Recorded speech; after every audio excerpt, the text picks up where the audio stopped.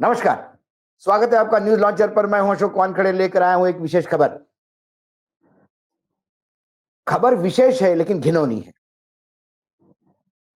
खबर विशेष है लेकिन सर्वधर्म समभाव ये तथाकथित सत्ताधीशों का एक जो बड़ा शब्द है, इसको जूता मारता है। जो लोग धर्मनिरपेक्ष और समाजवाद जैसे शब्द संविधान से निकालना चाहते हैं और ये कहते हैं कि ये शब्दों की जरूरत नहीं, क्योंकि हिंदू धर्म अपने आप में सभी धर्मों की इज्जत करता है, उस तमाम सोच वाले व्यक्तियों के मुंह पे ये चनकट है, चमाटा है। जगन्नाथ की रथ यात्रा, जगन्नाथ भगवान जगन्नाथ भुवनेश्वर के मतलब उड़ीसा के पुरी में स्थापित है। वहां वो अपने मौसी के घर साल में एक बार निकलते हैं रथ में परिवार के साथ। वो रथ यात्रा पुरी में शुरू हुई और उसके बाद पूरे विश्व में, भारत में नहीं विश्व में, जहां जहां जगन्नाथ के मंदिर है, प्रारूप के तौर पे वो निकलने लगी। हर जगह बड़े धूमधाम से इस रथ यात्रा का ये आयोजन करते हैं। कई धार्मिक आयोजन में आपको कहीं दंगे भड़कते हुए या हिंदू मुसलमान होते हुए दिखाई देते हैं, लेकिन भगवान जगन्नाथ की जो यात्रा है, उसमें अभी तक कहीं दंगों का जिक्र नहीं। क्योंकि एक कहानी ये भी है कि एक पिछड़े जाति का भक्त भगवान का रोज मंदिर के सामने जाके भगवान को गुजारिश करता था, क्या मैं मुझे तुम्हारे दर्शन नहीं हो सकते थे? भगवान ने जब देखा कि तात्कालीन सामाजिक संरचना में उसका मंदिर में प्रवेश निषेध है, तो इन मूर्खों को समझाने के बजाय मैं खुद मेरे भक्तों तक जाता हूं।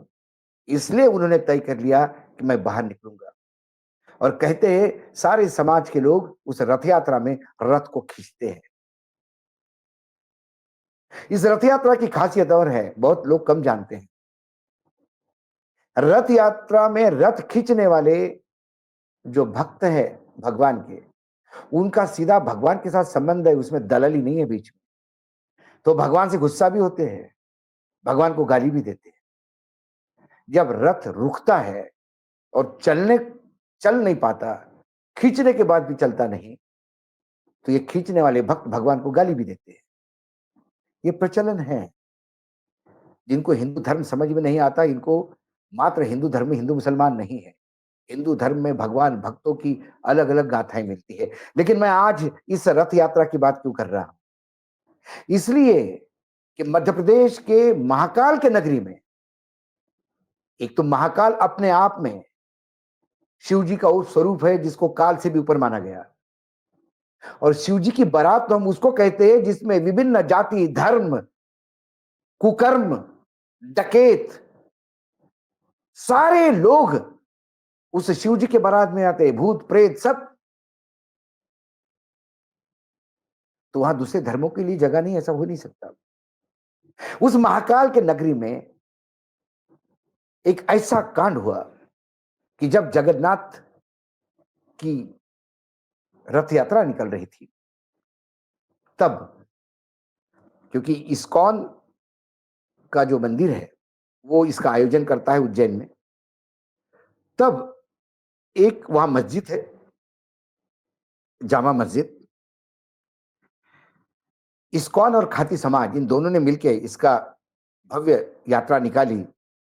और जब यात्रा वहां से रास्ते से निकल रही थी, तो रास्ते में एक बड़ी मस्जिद लगती है, और उस मस्जिद पर, शाही मस्जिद पर, जो रथ पे सवार लोग थे, वो चप्पल फेंकते हुए और गोबर के उपले, जिसको मालवा में कंडे कहते हैं, वो फेंकते नजर आए। ये कौन सा भगवान सिखाता है, कौन सा हिंदू धर्म सिखाता है? और उसके बाद ये वीडियो जब वायरल हुआ, ये वीडियो देख सकते हैं आप अभी। और जब ये वीडियो वायरल हुआ, तो फिर वहां पे मुस्लिम धर्म के लोगों में भी आक्रोश हुआ। वो वहां के खारा कुआं थाने पहुंचे, वहां उन्होंने वीडियो दिखाया। फिर पुलिस ने वहां पे थाना खाराकुआ में एफआईआर क्रमांक 91/25 धारा 295 ए धार्मिक भावना आहत करने का प्रकरण के तहत अज्ञात आरोपियों के विरुद्ध प्रकरण दर्ज किया है। और जो वायरल वीडियो हुआ है अ, उसमें और सीसीटीवी फुटेज खंगाला जाएगा और लोगों के खिलाफ कार्रवाई की जाएगी। इस उज्जैन की खासियत और एक है, वर्तमान में मध्य प्रदेश के जो मुख्यमंत्री है यादव साहब, वो इसी उज्जैन के विधायक भी हैं, इसी उज्जैन के भूमिपुत्र भी हैं, इसी महाकाल के अपने आप को भक्त समझते हैं। यदि उनके अपने गृहनगर में, मुख्यमंत्री के गृहनगर में, यदि कानून का किसी को डर नहीं, तो पूरा मध्य प्रदेश क्या महाकाल के भरोसे है? ये सवाल उठता है।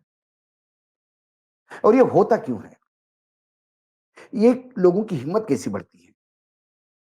क्योंकि फिर दत्ताजी होसबोले कहते हैं कि हमारे संविधान में जो धर्मनिरपेक्ष जो शब्द है और दूसरा शब्द एक उन्होंने जो कहा, वो समाजवाद, इन दोनों की जरूरत नहीं है। हिंदू धर्म वैसे ही सभी धर्म को प्यार करने वाला है, समाहित करता है। और जब दत्ताजी होसबोले ने बोल दिया, तो फिर पीछे चमचे कैसे चुपचाप रह सकते हैं? क्योंकि दत्ताजी होसबोले की बात को और जोर शोर से प्रसारित करने पे ही तो बख्शिश मिलेगा। तो ऐसे में इसी मध्य प्रदेश के एक और नेता है शिवराज सिंह चौहान, जो काफी लंबे समय तक मुख्यमंत्री रहे हैं, अपने आप को मामा कहलाते हैं, लेकिन कभी कभी कंस मामा की भी रूप में वो दिखाई देते हैं। शिवराज सिंह चौहान ने शुक्रवार को कहा कि भारत में समाजवाद की कोई आवश्यकता नहीं। साथ ही उन्होंने कहा कि धर्मनिरपेक्षता हमारे संस्कृति का मूल नहीं है। यदि धर्मनिरपेक्षता आपके संस्कृति का मूल नहीं है, तो फिर आपके संस्कृति का मूल क्या हिंदू धर्म है? संघ कहता है कि हिंदुत्व ये धर्म नहीं, ये जीवन पद्धति है। तो फिर शिवराज जी को ये बताना पड़ेगा कि उनकी संस्कृति का मूल क्या है। और यदि उनके संस्कृति का मूल हिंदू धर्म ही है, तो फिर हिंदू धर्म, हिंदू राष्ट्र घोषित कर मनुस्मृति लागू कर देनी चाहिए। फिर ये बाबा साहेब आंबेडकर के प्रति आदर, संविधान सर्वोपरि, संविधान की सामने नतमस्तक होना, ये नौटंकियां किस लिए? चौहान की टिप्पणी इसलिए भी महत्वपूर्ण मानी गई है कि संविधान की प्रस्तावना में समाजवादी और धर्मनिरपेक्ष शब्दों की समीक्षा करने का आह्वान करते हुए राष्ट्रीय स्वयंसेवक संघ के दत्ताजी होसबोल जो नंबर 2 पोजीशन पे है, वैसे देखा जाए तो सारे एग्जीक्यूटिव पावर उनके पास है। उन्होंने कहा था, आपातकाल लागू होने के 50 साल पूरे होने पर आयोजित एक कार्यक्रम में राष्ट्रीय स्वयंसेवक संघ के महासचिव दत्ताजी होसबोल ने ये बात कही थी। समाजवादी नेता राजेंद्र चौधरी है, वरिष्ठ समाजवादी नेता है। उन्होंने संविधान की प्रस्तावना से समाजवादी और धर्मनिरपेक्ष शब्दों को हटाने के सुझाव के लिए भाजपा और आरएसएस की आलोचना की। चौधरी ने कहा कि बयान केवल यह साबित करता है कि संघ भाजपा लोकतंत्र में विश्वास नहीं करते और संविधान को कमजोर करने का प्रयास कर रहे हैं।